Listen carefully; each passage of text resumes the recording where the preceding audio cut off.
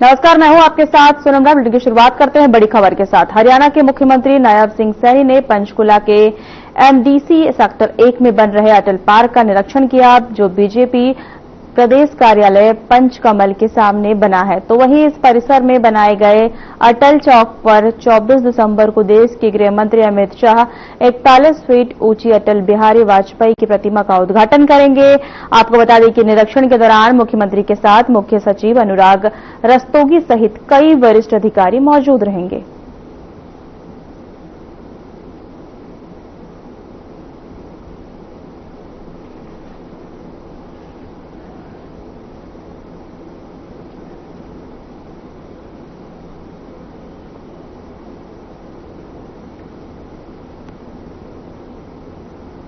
हरियाणा के मुख्यमंत्री नायब सिंह सैनी ने दिल्ली में प्रधानमंत्री नरेंद्र मोदी और केंद्रीय गृह मंत्री अमित शाह से शिष्टाचार मुलाकात की।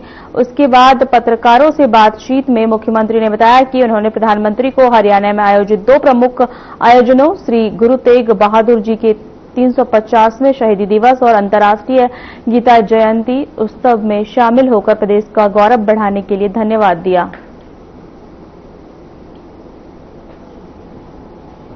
हरियाणा में आना उसकी एक शोभा बनी थी और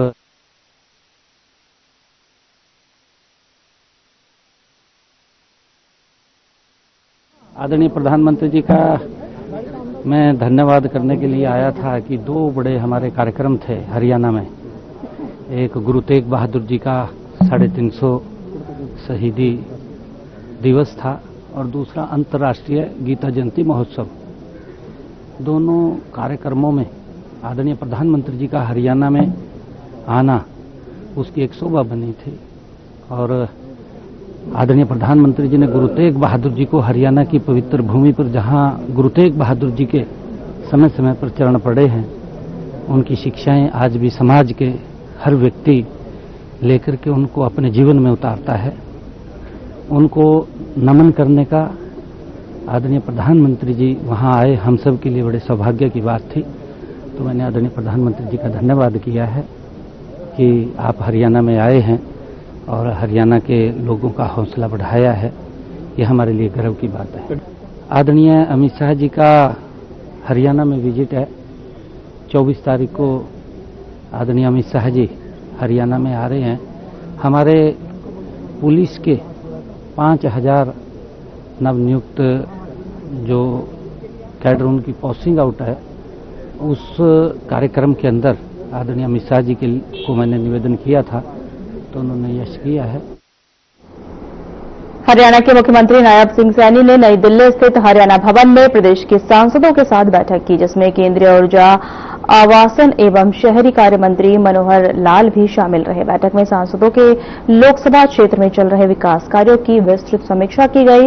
इस मौके पर मुख्यमंत्री ने कहा कि राज्य सरकार सभी क्षेत्रों में तेज गति से विकास कार्य कर रही है और इस बैठक का उद्देश्य इन परियोजनाओं को और प्रभावी तरीके से आगे बढ़ाना है, ताकि आम जनता को अधिकतम लाभ मिल सके।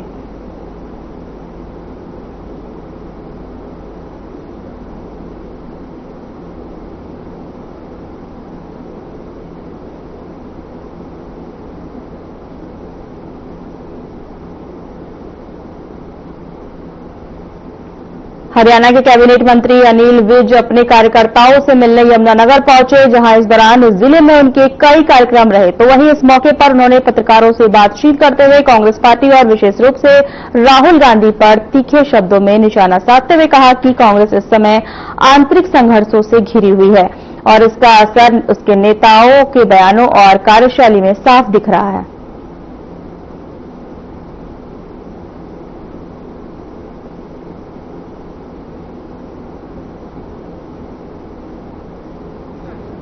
कांग्रेस आज तक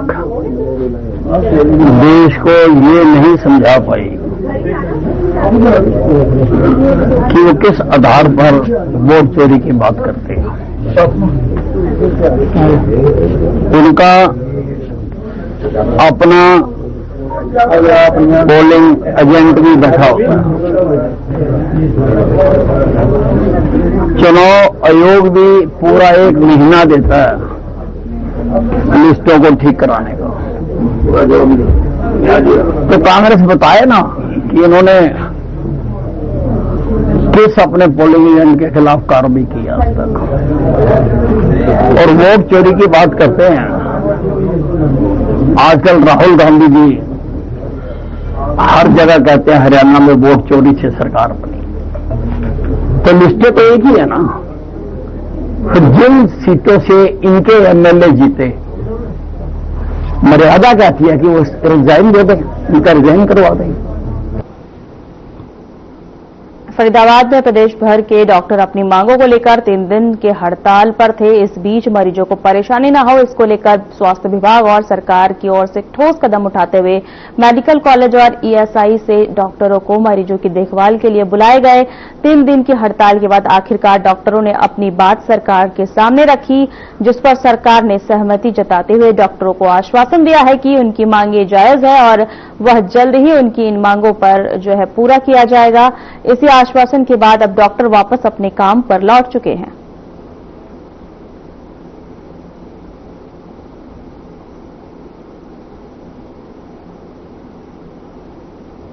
हरियाणा के सरकारी अस्पतालों में डॉक्टरों की हड़ताल खत्म हो गई है। आपको बता दें कि स्वास्थ्य मंत्री आरती राव और डॉक्टर एसोसिएशन के बीच करीबन 2.5 घंटे चली बातचीत के बाद यह निर्णय लिया गया है कि डॉक्टरों की मुख्य मांग एश्योर्ड कैरियर प्रोग्रेस को लेकर थी, जिसे सरकार पूरा नहीं कर पाई, लेकिन इसके बदले आयुष्मान भारत योजना के तहत इंसेंटिव देने की सहमति बनी है, जिसके लिए अब एक कमेटी का गठन किया गया है, जो 1 महीने में अपनी सिफारिशों सरकार को सौंपेगी, जहां इस समझौते के बाद सरकारी अस्पतालों में सामान्य रूप से कामकाज शुरू हो जाएगा। डॉक्टरों ने भविष्य में स्वास्थ्य सेवाओं को बाधित नहीं करने का भी आश्वासन दिया है।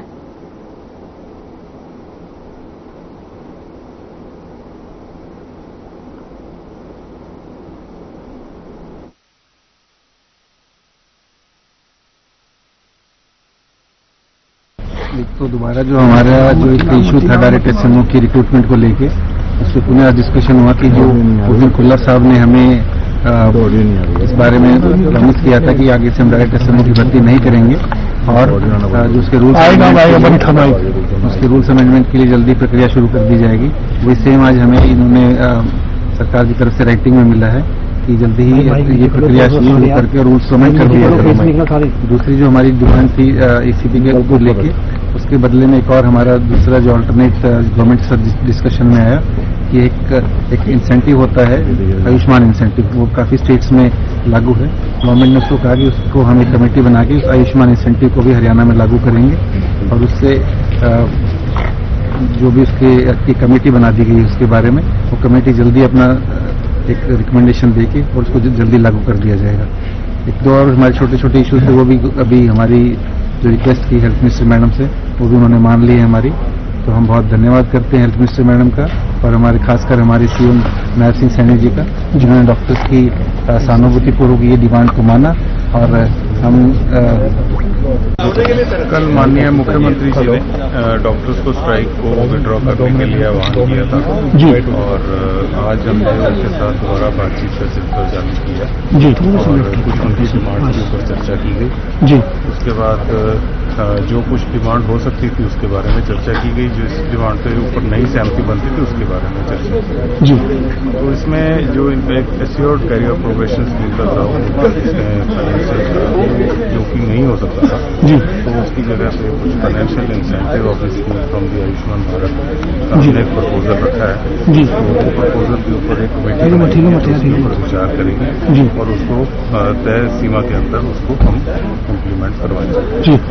और सीधी भर्ती वाला जो दूसरी स्टेट्स के साथ, वो भी कल सीएम साहब ने बड़ा क्लियर कर दिया था कि हम अन्य राज्यों में जो उसकी स्थिति उसका हम करेंगे, चेक करेंगे।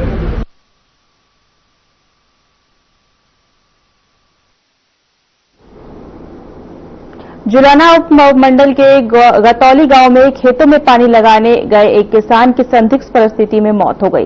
मृतक की पहचान जयपाल के रूप में हुई है। जानकारी के अनुसार आपको बता दें, जयपाल रात को अपने खेत में पानी लगाने गया था। सुबह ग्रामीणों ने गेहूं के खेत में शव पड़ा देखा। जब उसकी पहचान की गई तो जयपाल के रूप में हुई, जो गांव गतौली का रहने वाला था। लोगों ने इसकी सूचना पुलिस को दी। मौके पर पहुंची पुलिस ने जांच शुरू कर दी।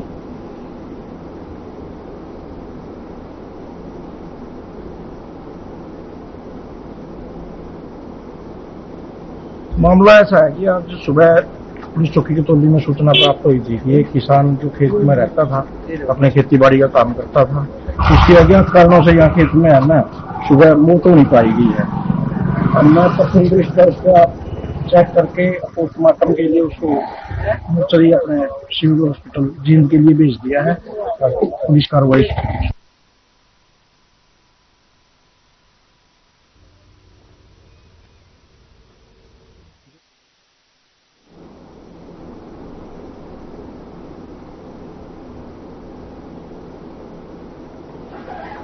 रतिया में एक युवक की संदिग्ध परिस्थिति में मौत हो गई, जिसके बाद उसके परिजनों ने आरोप लगाया कि उसकी मौत नशे की ओवरडोज से हुई है। परिजनों का कहना है कि इलाके में मेडिकल स्टोर्स पर खुलेआम नशा बेचा जा रहा है। परिजनों ने चेतावनी दी थी कि नशा बेचने वाले दोनों आरोपियों की गिरफ्तारी तक वे पोस्टमार्टम नहीं होने देंगे। मामले की गंभीरता को देखते हुए जिला पुलिस कप्तान सिद्धांत जैन ने कार्रवाई की, जिसके बाद पुलिस ने परिजनों की शिकायत पर दोनों आरोपियों को गिरफ्तार कर लिया। पुलिस आरोपियों से यह भी पूछताछ कर रही है कि वे नशा कहां से लाते थे। सिटी थाना प्रभारी रंजीत सिंह ने बताया कि मौत का कारण पोस्टमार्टम रिपोर्ट से स्पष्ट होगा और उन्होंने कहा कि नशा बेचने वाले किसी को भी बख्शा नहीं जाएगा और लोगों से अपील है कि नशा बेचने की जानकारी तुरंत पुलिस को दे, उनका नाम गुप्त रखा जाएगा।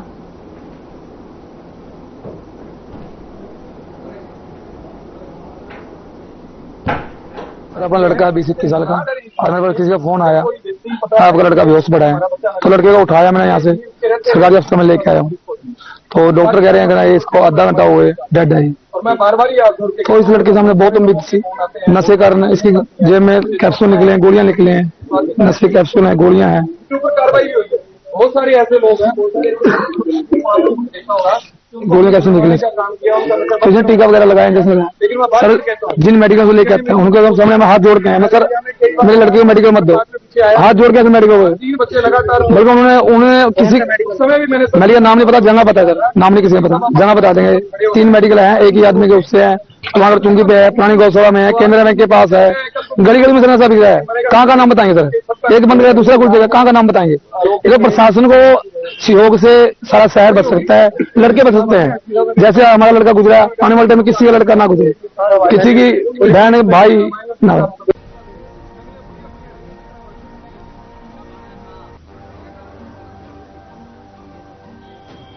वक्त चला छोटे से ब्रेक का।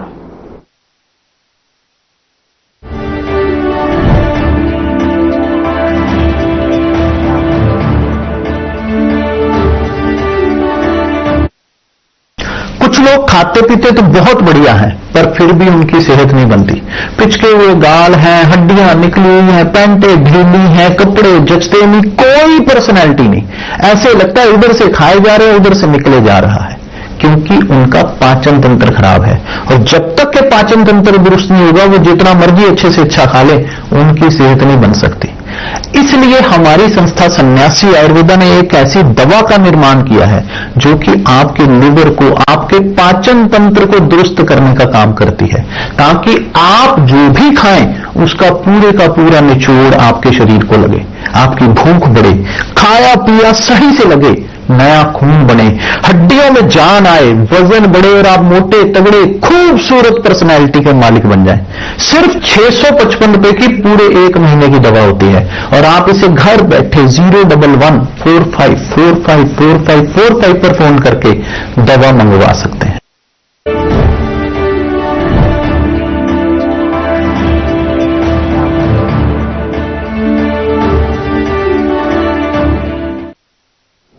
देखिए आपका स्वागत है। खबरों में आगे बढ़ते हैं। फतेहाबाद जिले के एसपी सिद्धांत जैन के नेतृत्व में जाखल पुलिस ने करोड़ रुपए के चावल खरीदी धोखाधड़ी के मामले में बड़ी सफलता हासिल की है।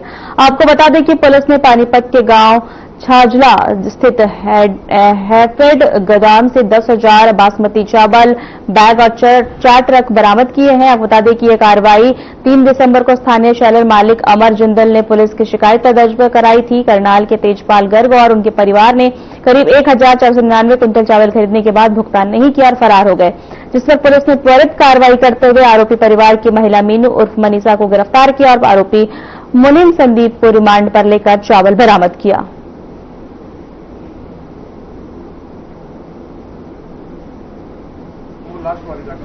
तो हमने इसमें जो आरोपी है उनको भी पकड़ा है और पानीपत से ये जो कट्टे हैं राइस के वो भी बरामद किए हैं। तो अभी जो प्रोसेस चल रहा है वो इनको रिटर्न करने का प्रोसेस चल रहा है कि काफी सारे लोग जो आ रहे हैं कि भाई हमारे इसमें राइस के कट्टे थे, हमने राइस सप्लाई किया था। तो ये मैं मानता हूँ कि एक जो ऑर्गेनाइज्ड क्राइम है उसको रोकने में इसमें सफलता मिली है, और इस प्रकार के जो और भी लोग काम करते हैं कि भाई लोगों को ठगने का या गलत चीज प्रॉमिस करने का जो एक्चुअली हो नहीं सकती है, तो उस पर भी अंकुश लगेगा। और मेजर बात यह है कि कंप्लेंट प्राप्त होने से रिकवरी होने का जो ड्यूरेशन है लगभग 5 दिन के अंदर अंदर आरोपी अरेस्ट भी हो गए। तो कुछ आरोपी पेंडिंग भी है, लेकिन जो कुछ आरोपी की अरेस्टिंग भी हुई है और रिकवरी भी हो गई है। मैं मानता हूँ ये जाखल पुलिस, जाखल थाना ने अच्छा काम किया और फतेहाबाद पुलिस इंजन भी इसमें बढ़िया काम किया है। और गो वो लास्ट वाली वो है 1367 का है। नारनौद के गांव कागसर में खुशी नर्सिंग कॉलेज की छात्राओं ने सुविधा और सुरक्षा को लेकर शिकायत की थी। महिला आयोग की चेयरपर्सन रेणु भाटिया कॉलेज पहुंची और छात्राओं से बातचीत की। उन्होंने हॉस्टल और कॉलेज की सुविधाओं का निरीक्षण किया। चेकिंग में पता चला कि हॉस्टल के कमरे खराब है, शौचालय में नल नहीं है, पानी की कमी है और पीने का पानी साफ नहीं है। छात्राओं के लिए ट्रांसपोर्ट की सुविधा भी नहीं है, भोजन भी सही तरीके से नहीं बनता है। छात्राओं ने वीडियो भी दिखाए जिसमें बिना अनुमति पार्टी में बुलाने की बातें थी। रेणु भाटिया ने कहा कि सही और गलत की निष्पक्ष कार्रवाई होगी। गौरतलब है कि मंगलवार को छात्राओं ने कॉलेज के खिलाफ प्रदर्शन किया और हांसी जिंद रोड जाम किया था।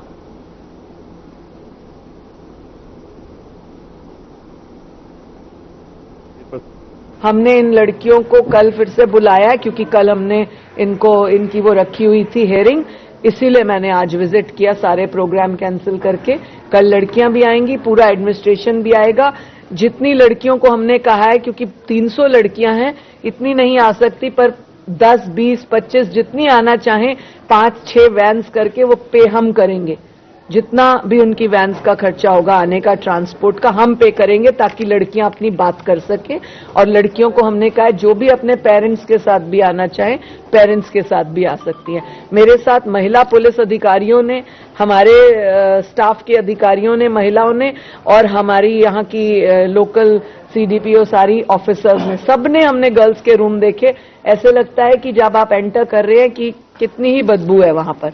अभी गर्ल्स की तरफ से जो शिकायतें दी गई हैं वो हमने ले ली हैं, कल उसके ऊपर वर्किंग करेंगे। धन्यवाद। लड़कियों का ये भी कहना कि काफी बार वो शिकायतें हम कल करेंगे उसके ऊपर। अब हमारे पास आ गई है शिकायत, कल। आज जैसे लड़कियों से आपकी बातचीत हुई तो लड़कियों ने क्या कहा जी? नहीं, लड़कियों ने जो अपनी ग्रीवेंस रखी है हमने सुनी है, हमने विजिट भी किया ये चेक करने के लिए कि वो ठीक है कि गलत है। जो हमने ठीक पाया उसके लिए ठीक बोलेंगे, जो गलत पाया उसके लिए गलत बोलेंगे। देखिए भारी संख्या में जो लड़कियां हैं कालावाली उपमंडल में कोर्ट कॉम्प्लेक्स की मांग तेज हो गई है। साल 2016 में उपमंडल बनने के बावजूद न्यायिक ढांचा अभी तक नहीं बन पाया है। लोगों में गहरी नाराजगी तब बढ़ी जब चर्चा चल रही कि कोर्ट को अस्थायी रूप से ओंढा में शिफ्ट किया जा सकता है। नगरपालिका प्रधान महेश झोरड़ और सभी पार्षदों ने इस पर आधिकारिक रिजोल्यूशन पारित किया और रिजोल्यूशन में कहा गया कि कोर्ट कॉम्प्लेक्स कालांवाली नगरपालिका की सीमा में नहीं बनाया जाए। नगरपालिका इसके लिए जमीन और सहयोग देने को तैयार है। वहीं आपको बता दें कि विधायक शेषपाल के हरवाल ने भी कहा कि कोर्ट कॉम्प्लेक्स कालीवाला में ही होना चाहिए। कालीवाली हल्का लगभग 70 गांव की आबादी में शिफ्टिंग विरोध जताया है। वहीं आपको बता दें कि बार एसोसिएशन इस मुद्दे पर सक्रिय है और सेशन जज से मुलाकात कर कोर्ट कालांवाली में खोलने की मांग कर रही है। गौरतलब है कि नगरपालिका, विधायक और जनता एकजुट होकर कोर्ट कॉम्प्लेक्स कालांवाली में ही स्थापित करने की मांग कर रहे हैं।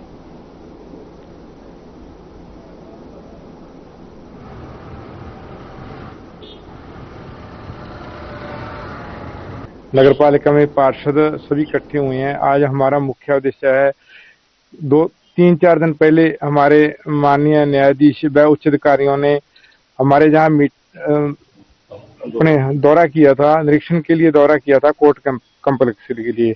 हम आज उनके बारे में हमने एक मीटिंग बुलाई है और हम वहां हमारे उच्च अधिकारियों से व न्यायाधीश से यही प्रार्थना करेंगे कि जो कोर्ट हमारी कालांवाली सीमा में बढ़नी है, वो कालांवाली कोर्ट में सीमा के अंदर ही बने, नगरपालिका सीमा के अंदर ही बने। हम पूर्ण रूप से कालांवाली नगरपालिका सभी उच्च अधिकारियों का व न्यायाधीश जी का पूरा सहयोग करेंगे, ताकि आम जन को जहाँ की जो कोर्ट में मिलने वाली सुविधा है वो बढ़िया तरीके से मिल सके।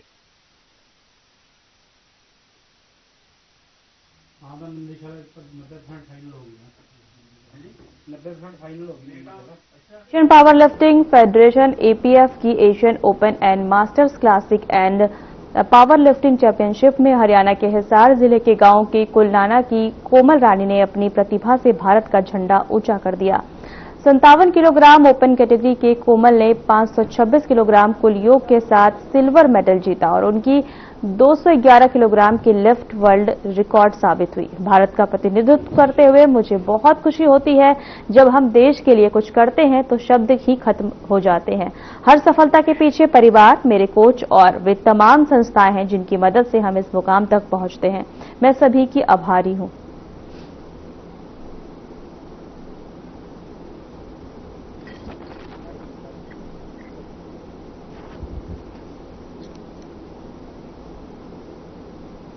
फिलहाल हमारे खास बुलेटिन में इतना ही। नमस्कार।